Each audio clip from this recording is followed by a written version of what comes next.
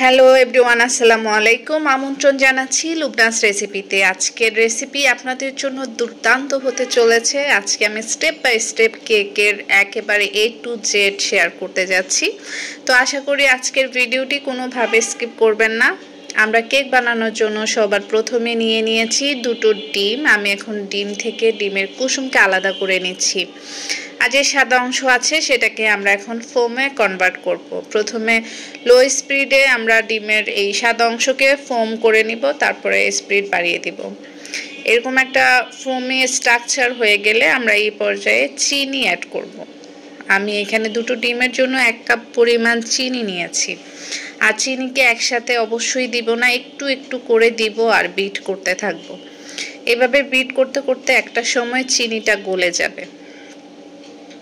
এই সময় এক বিটারের স্পিড হাই থেকে মিডিয়ামের মাঝামাঝিতে থাকবে। চিনি মোটামুটি গলে গিয়েছে। এখন আমরা এর সাথে অ্যাড করব তেল। আমি এখানে তেলটাও সেম ভাবে একটু একটু করে দিচ্ছি, একসাথে দিচ্ছি না। দিব আর বিট করতে থাকবো। এইভাবে খুব সুন্দর একটা স্মুদি ব্যাটার তৈরি হয়ে যাবে। আর এই পর্যায়ে দিয়ে দিচ্ছি ডিমের কুসুম।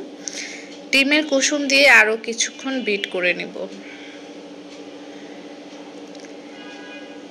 আর এখন আমরা দিয়ে দিচ্ছি ময়দা। ময়দার পরিবর্তে আপনারা চাইলে আটাও ব্যবহার করতে পারেন। আর আমি সেই আটা বা ময়দা যেটাই ব্যবহার করেন তার সাথে দিয়ে দিব 1 চা চামচ বেকিং পাউডার। দিয়ে এবার আমরা খুব সুন্দর করে এই ব্যাটারের সাথে ময়দাগুলোকে মিশিয়ে নিব, যাতে করে খুব ভালো করে মিশে যায়। আর এখন দিয়ে দিচ্ছি ভ্যানিলা এসেন্স। আর এটা যদি আপনাদের বাসায় না থাকে অসুবিধা নেই, এটার বদলে আপনারা একটু লেবুর রসও দিয়ে দিতে পারেন।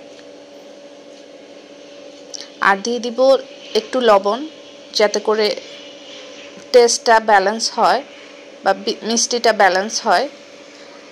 আর আমি আজকে এরকম একটা পাতিলে করছি, সসপ্যান। আপনারা চাইলে আর যে কেকের বাটিগুলো আছে সেগুলোতেও করে নিতে পারেন। আমি একটা কাগজ কেটে তার উপরে একটু তেল নিয়ে এখন ব্রাশ করে দিচ্ছি। আর এখন দিয়ে দিচ্ছি কেকের ব্যাটার। খুব সুন্দর করে দিয়ে একটু সেট করে নিব। আর বেশ কয়েকবার উপর থেকে নিচে এভাবে ফেলতে হবে, এতে করে ভিতরে যে বাবলসগুলো আছে সেগুলো চলে যাবে। আর এখন আমি একটি হাঁড়িতে দিয়ে দিলাম চুলার উপরে। আপনারা চাইলে এমনিতেও দিতে পারেন অথবা কাগজ দিয়েও দিতে পারেন। এই তো দেখুন কত সুন্দর একটা কেক হয়ে গেল।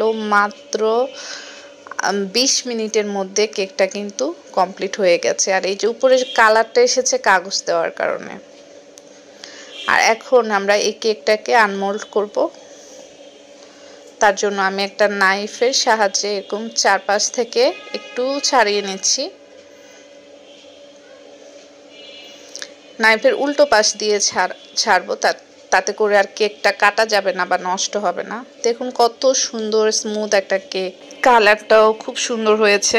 ওভেনে করলে যেরকম কালার আসতো ঠিক সেরকমটাই এসছে। তো আমি এখন কেটে আপনাদের দেখাচ্ছি ভিতরটাও কত সুন্দর হয়েছে।